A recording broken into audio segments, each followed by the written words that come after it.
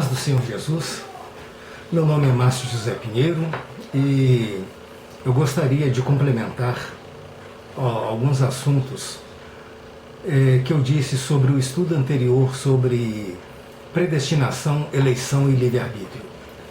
Tecemos alguns comentários a respeito de Deus e foi interessante que alguns conhecidos, ao ouvirem esse estudo, me procuraram dizendo que eu coloquei minhoca na cabeça deles. A questão que mais me perguntaram foi a respeito da onisciência de Deus, saber antecipadamente o que faremos e ainda assim sermos livres. Eu creio que Deus é onisciente, porém não determina a maneira de como agiremos esteja já pré-estabelecido. O futuro para Deus não existe. O futuro para Deus é agora. Deus independe do tempo e por isso o passado, o presente e o futuro é para Deus, e não foi e nem será. Com isso, posso dizer que apesar da onisciência de Deus, dele saber antecipadamente todos os nossos atos e pensamentos, mesmo utilizando nossa livre vontade de decidir, ele continua controlando todos os eventos da história da nossa vida, sem que sejamos uma marionete em suas mãos. Lembram-se quando eu falei da onisciência de Deus e disse que dentro do atributo da onisciência está a presciência de Deus? Devemos nos lembrar que as escolhas que fazemos normalmente são feitas com base na razão. Por isso, creio que as coisas acontecem porque foram determinadas mediante uma causa e não creio que tudo que acontece é porque não haveria outra maneira de acontecer. Mas seja a consequência do ato que decidimos tomar. Me disseram também que Deus é soberano sobre todas as coisas. E como somos livres para aceitar ou mesmo rejeitar a vontade de Deus? Como os planos de Deus podem se cumprir se a Bíblia diz que nenhum dos seus planos podem ser frustrados? A resposta que tenho é que acredito na soberania de Deus. E que Ele está no governo de tudo que acontece. No entanto, Deus pode ao mesmo tempo garantir que seus objetivos sejam atingidos de maneira livre, sem que Ele nos force a fazer tal coisa. Pois creio que o decreto de Deus inclui não apenas os fins determinados por Ele, mas também as formas como faremos para que seus planos sejam atingidos. Essas formas nada mais são do que as circunstâncias do momento que nos leva a tomar algumas atitudes, e mesmo assim, a vontade soberana de Deus não está naquilo que Ele prevê que acontecerá, mas determina os fatos que Ele decreta. O que estou tentando dizer é que algumas coisas compete apenas a Deus realizar, e a maioria é feito por nós. Deus não prevê o que vai acontecer, Ele simplesmente sabe o que vai acontecer. A presciência de Deus não significa que Ele já tenha pré-ordenado tudo o que acontecerá, e nem que Ele preveja os acontecimentos antes de ocorrerem. Deus não prevê os fatos, Ele apenas conhece os fatos. Também a soberania de Deus não quer dizer que Ele pode realizar tudo o que deseja, e muito menos que tudo o que acontece esteja segundo a sua vontade.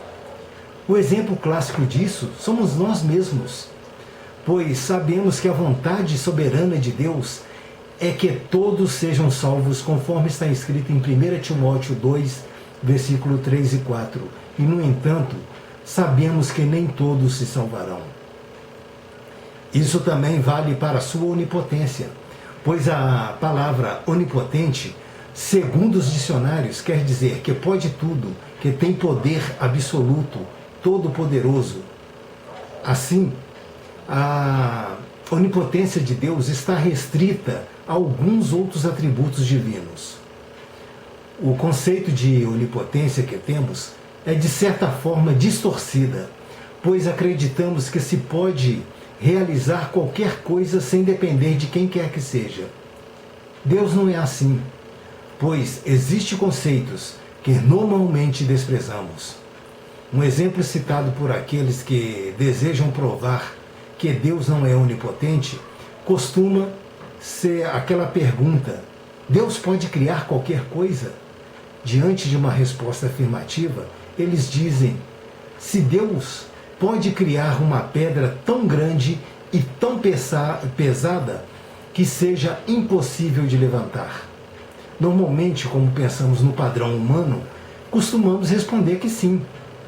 Então, eles concluem: se existe uma pedra que é impossível de se levantar, então Deus não é onipotente, pois existe algo que ele não conseguirá fazer. Outro exemplo muito popular é dizer se Deus pode criar um círculo quadrado. Devido a essas incoerências ou exemplos ridículos, temos aqui uma boa argumentação que a palavra onipotente não tem o significado normalmente aplicado, visto que racionalmente sabemos que determinadas coisas são impossíveis fazer. No entanto, tal impossibilidade de realizar determinado ato não contraria a onipotência de Deus. O fato é que um Deus onipotente, onisciente, não erra do que ele desde a eternidade já sabe. Mesmo que entre algumas variáveis como o ser humano e o livre-arbítrio, pois o ato de ser determinado no ponto de vista da presciência de Deus e ao mesmo tempo ser livre do ponto de vista humano. É certo de que a soberania divina e o livre-arbítrio que conhecemos é um mistério que está além da lógica humana. Alguns estudiosos defendem a tese de que a soberania de Deus está no fato dele existir por si mesmo e de criar tudo ex nihilo, ou seja, a partir do nada. Ou como diz a Bíblia Sagrada, criou as coisas pelo poder de sua palavra. Mas voltemos à questão de sermos responsáveis por cada uma de nossas ações.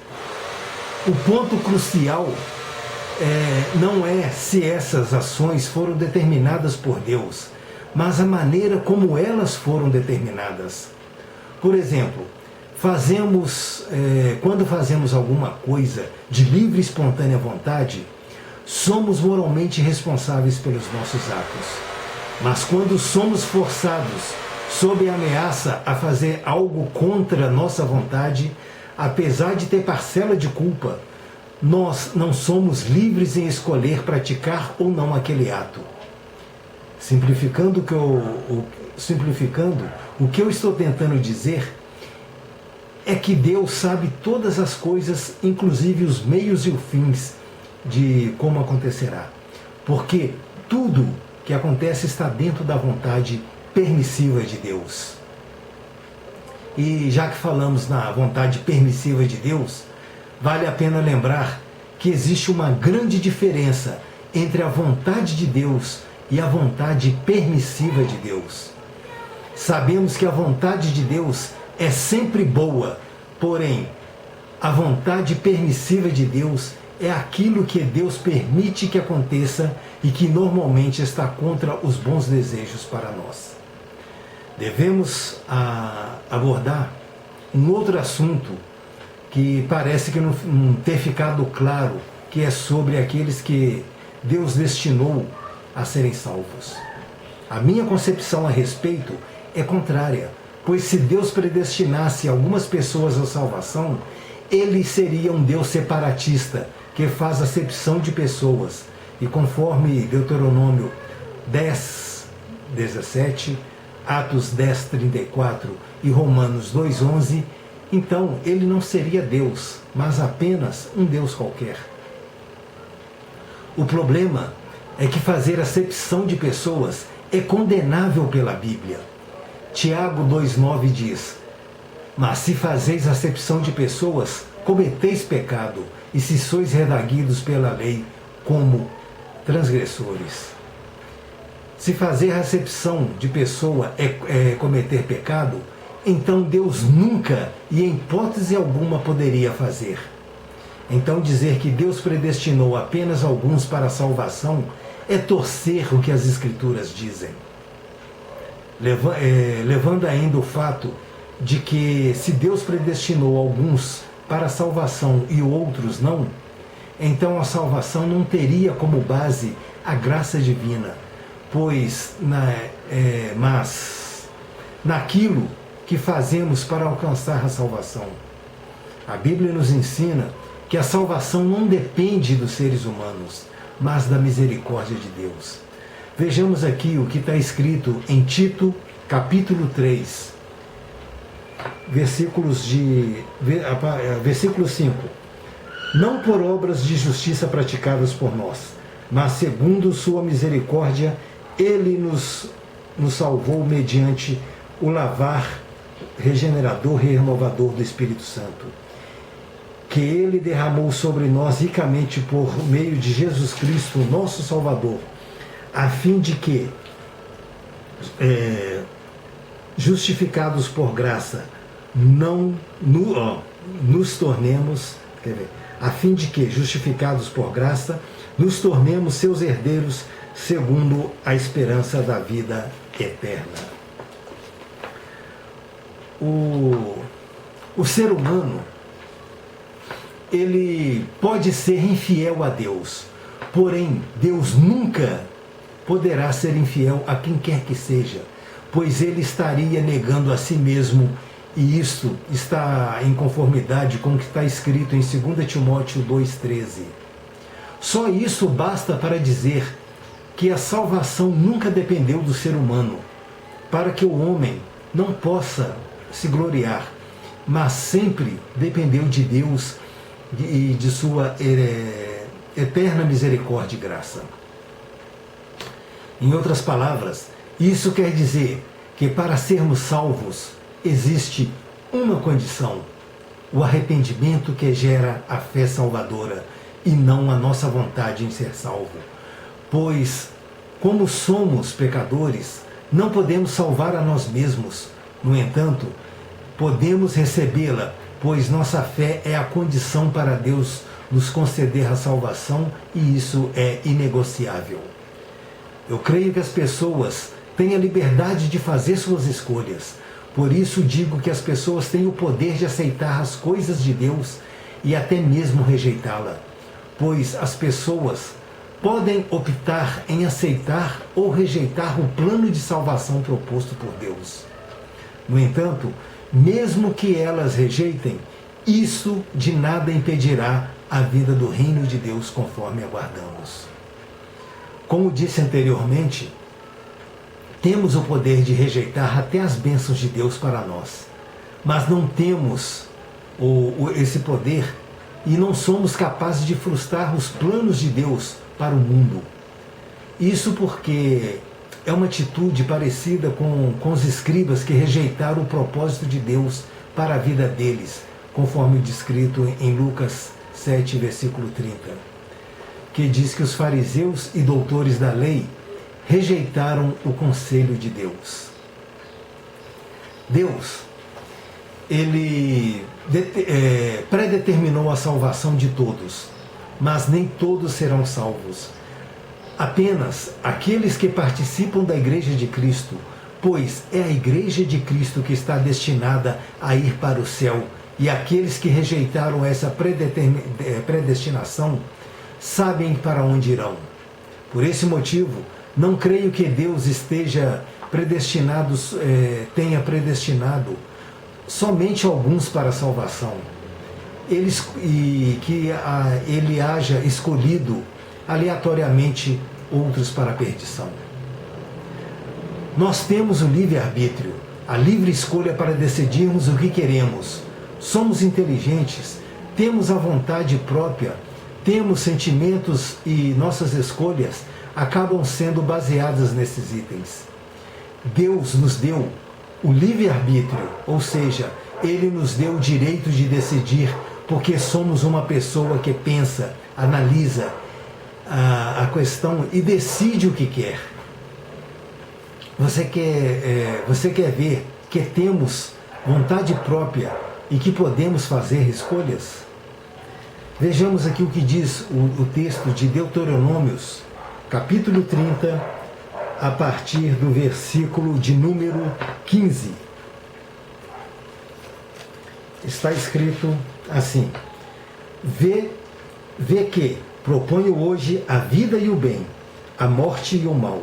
Se guardares o mandamento que hoje te ordeno, que ames o Senhor teu Deus, andes nos seus caminhos e guardes os seus mandamentos e os seus estatutos e os seus juízos, então viverás e te multiplicarás, e o Senhor teu Deus te abençoará na terra a qual passas para possuí-la.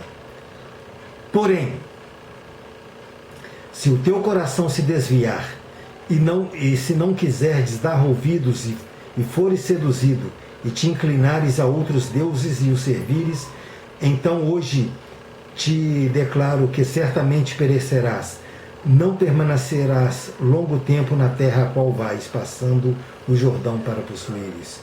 Os céus e a terra tomo hoje como testemunha contra ti, que te propus a vida e a morte, a bênção e a maldição. Escolhe, pois, a vida, para que vivas tu e a tua descendência.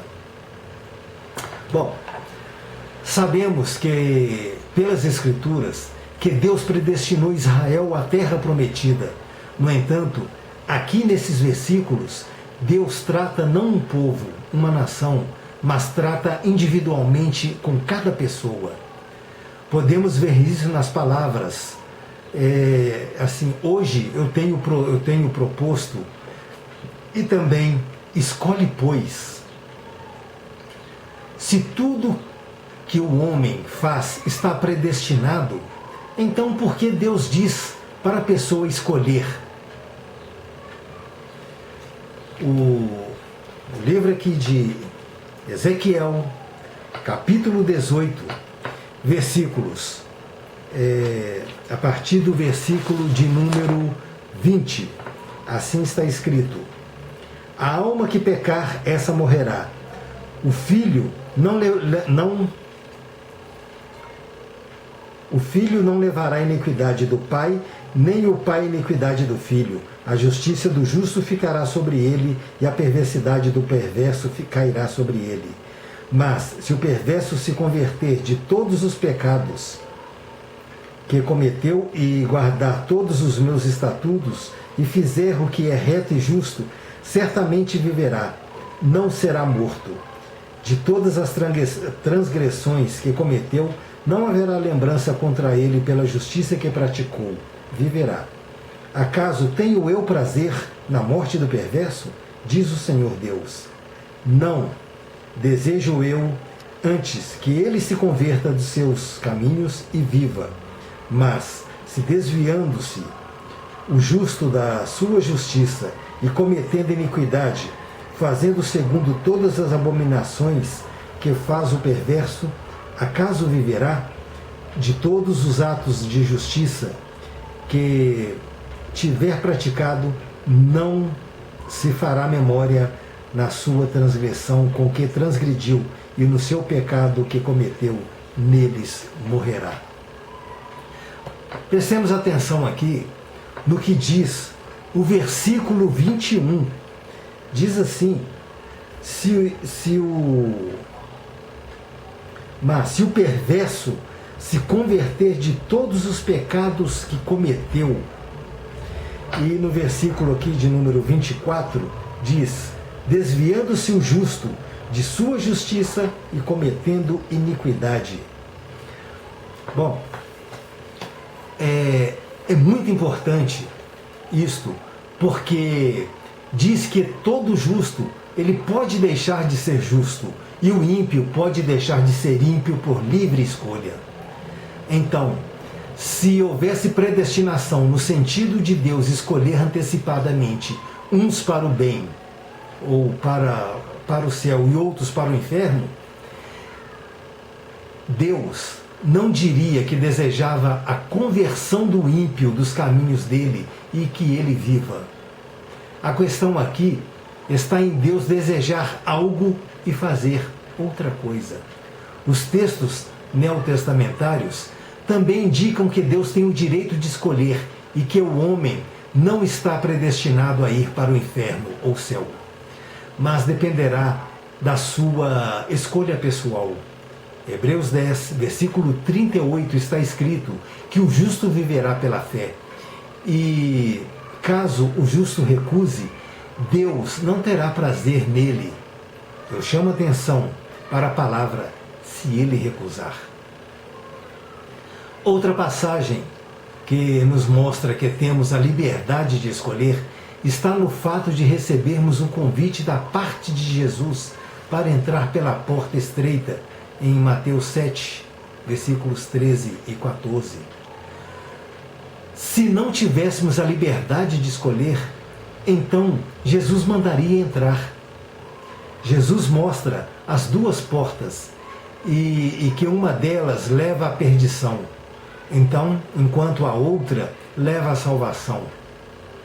Então ele aconselha, dizendo: entrai. Quem decide em qual porta você vai entrar é você. Outra passagem que mostra que somos nós que decidimos é quando Jesus, apresentando seu discurso em João 6, a partir do versículo 22, começa a apertar o seu discurso, e seus discípulos, mais ou menos no versículo 60, eles chegam a ponto de dizer: duro é este discurso. E um pouco mais à frente, muitos discípulos deixam de seguir Jesus.